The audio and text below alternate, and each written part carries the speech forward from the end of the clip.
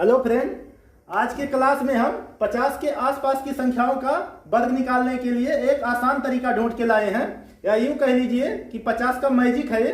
तो ध्यान से समझिएगा, हम आपको एकदम आसान भाषा में समझाने जा रहे हैं। तो सबसे पहले 50 का वर्ग निकालिए। तो 50 का वर्ग बहुत ही आसान है, सभी निकाल लेते हैं। 25 से होता है। अब यहाँ पे ध्यान दीजिएगा, 49 का वर्ग निकालना है। तो 50 से 49 कितना कम है? तो एक कम है। तो 25 में एक कम कर दीजिए। तो 25 में एक कम करेंगे तो 24 हो जाएगा। और 9 का वर्ग कितना होता है? तो 9 का वर्ग होता है 81। लेकिन आपको पूरा नहीं लिखना है, सिर्फ इकाई अंक को ध्यान देना होगा।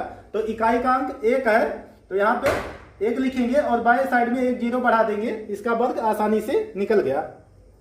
जैसे 48 का वर्ग समझिए। तो 50 से 48 कितना कम है? तो 2 कम है। तो 25 में 2 माइनस कर दीजिए, तो यहाँ पे हो जाएगा 23।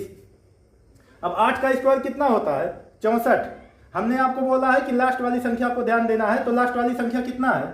4 है। अब 4 है तो इसके बाएं एक 0 बढ़ा देंगे तो इसका वर्ग निकल जाएगा। अब यहाँ पे 47 का देखिए। तो 50 से 47 कितना कम है? तो 3 कम है। तो 25 में 3 घटा दीजिए तो कितना हो जाएगा? 22। अब देखिए 7 का स्क्वायर कितना होता है? 49। 49 में इकाई का अंक कितना है? 9 है। अब यहाँ पे 9 लिख देंगे और इसके बाएं साइड में एक 0 बढ़ा देंगे, इसका वर्ग आसानी से निकल जाएगा। अब जैसे यहाँ पे देखिए 52 का स्क्वायर।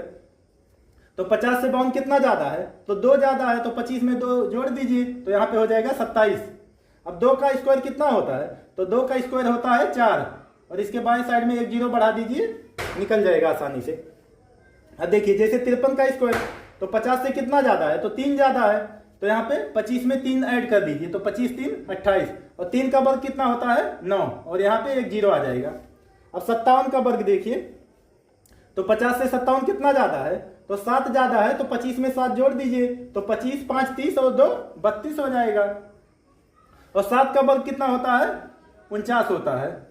तो इस तरीके से आप आसानी से वर्ग निकाल सकते हैं। तो उम्मीद करता हूं दोस्तों कि आपको ये फार्मूला पसंद आया होगा। जय हिंद।